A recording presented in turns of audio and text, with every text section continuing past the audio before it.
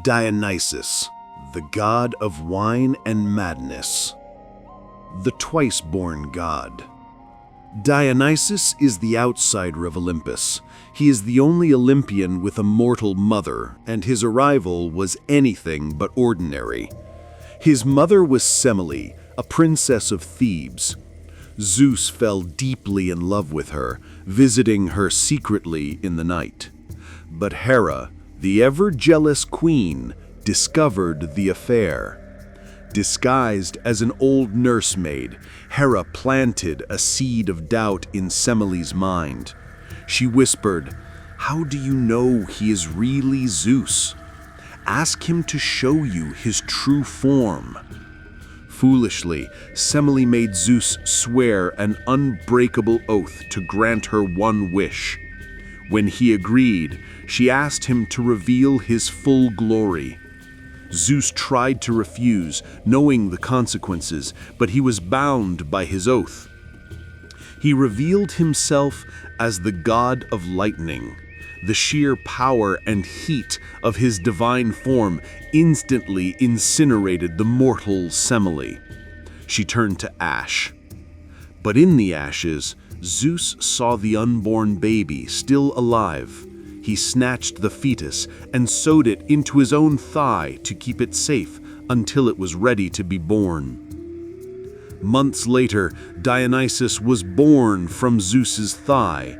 He is the twice-born god, born once from the fire of his mother's death and again from the flesh of his father. The wandering madman. Hera's hatred did not end with Semele's death. She discovered the boy was still alive and cursed him with madness. Dionysus spent his youth wandering the world, driven insane, traveling far to the east, through Egypt, Syria, and all the way to India. But in his madness, he discovered something that would change the world: the grapevine. He learned how to press grapes into wine. He realized that this drink had the power to make people forget their sorrows, to inspire courage, and to induce ecstasy. He gathered a strange army of followers. There were the satyrs, half-man, half-goat creatures driven by lust. And there were the maenads, wild, frenzied women who worshipped him in the forests. When the spirit of Dionysus took them, they would dance in a trance, ripping animals apart with their bare hands and eating the raw flesh. Dionysus was not just a god of parties, he was a god of primal instinct. He traveled from city to city, teaching men the art of winemaking. Those who welcomed him were blessed with joy and abundance. Those who rejected him faced a nightmare. The pirate ship. One of the most famous myths of Dionysus's power occurred when he was standing on a shoreline, disguised as a beautiful young prince in purple robes. A group of Tyrrhenian pirates spotted him. Thinking he was the son of a wealthy king who they could ransom, they kidnapped him and brought him aboard their ship. Dionysus sat calmly, smiling. When the pirates tried to tie him up, the ropes simply fell off his wrists. The helmsman, realizing this was no mortal, warned the captain, "Let him go, this is a god." But the captain laughed and ordered the ship to sail. Suddenly, the wind stopped. The sea turned into wine. Massive grapevines exploded from the mast, tangling the sails and oars. Ivy crawled over the wood. The terrifying sound of flutes and roaring beasts filled the air. Dionysus transformed into a lion. He then created a bear in the middle of the deck. The terrified pirates jumped overboard to escape the monsters. As soon as they hit the water, they were transformed into dolphins. Only the helmsman was spared. Dionysus revealed his true form and blessed the man. It was a clear message: you cannot bind joy, and you cannot capture a god. The horror of Thebes. Dionysus eventually returned to his birthplace, Thebes, to claim his divine status. But his cousin, King Pentheus, refused to acknowledge him. Pentheus saw Dionysus as a charlatan and his rituals as a threat to public order. He tried to arrest the god and lock him in prison. But stone walls cannot hold the god of madness. The prison shattered. Dionysus calmly walked out and decided to punish the king.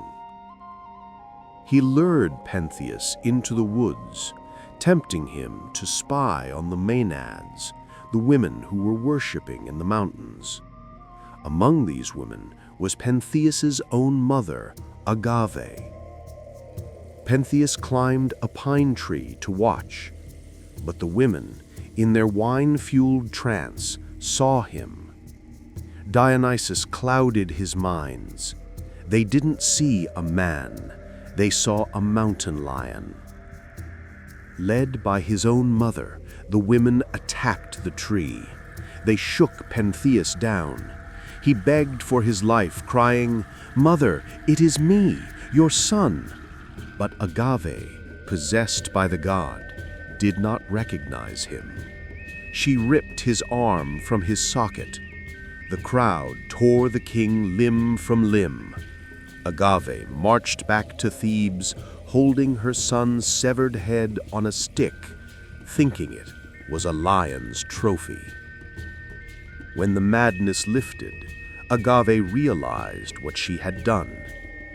The horror of Thebes stands as the ultimate warning. Do not deny your own nature, and never deny the power of Dionysus. The Golden Touch. Not all of Dionysus' stories are bloody.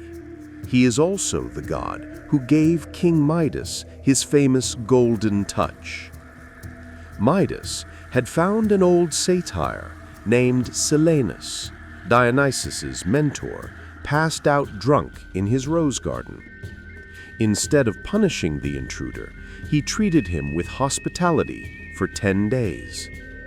Dionysus was pleased and offered Midas one wish.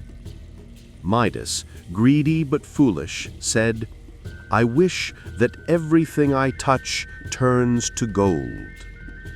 Dionysus warned him, but granted the wish. At first, Midas was ecstatic. He touched a twig, it turned to gold. He touched a stone, it turned to gold. But then he tried to eat. The bread turned to hard metal in his mouth. The wine turned to liquid gold down his throat. He hugged his beloved daughter, and she froze into a golden statue. Starving and heartbroken, Midas begged Dionysus to take the gift back. Dionysus, showing mercy, told him to wash in the river Pactolus. The magic washed away from Midas and settled into the river sand, which is why that river was famously rich in gold dust for centuries. The Mask of the God. Dionysus is the god of the mask and the theater. It is no coincidence that Greek tragedy and comedy were born in his festivals. He represents the ability to step out of oneself, to become someone else through acting or through intoxication. He is the loosener. He loosens the tongue, loosens the inhibitions, and loosens the chains of society. He is the necessary release valve for human emotion. Without him, order becomes tyranny, but with too much of him, chaos reigns. He stands between the civilized city and the wild forest, smiling with a cup of wine in hand, inviting us to join the dance if we dare.